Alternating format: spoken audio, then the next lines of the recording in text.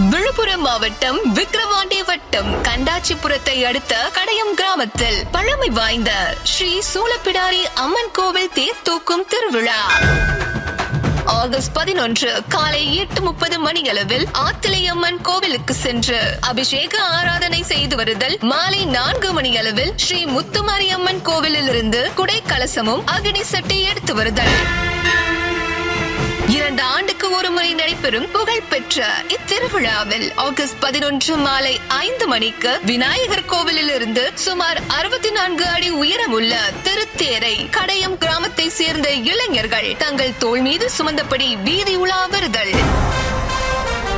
August 11 மாலை 6 மணி அளவில் புதுச்சேரி ராஜாவின் கலக்கல் ரிதம்ஸ் திரை இசைக்குழுவின் இன்னிசை கச்சேரி ஆடலுடன் நடைபெறும். நிகழ்ச்சியில் சிறப்பு பாடகர்களாக திரைப்பட பின்னணி பாடகர் மகாலிங்கம் மற்றும் ஜீ தமிழ் பாடகி யோகஸ்ரீ பங்கு பெறுகின்றனர்.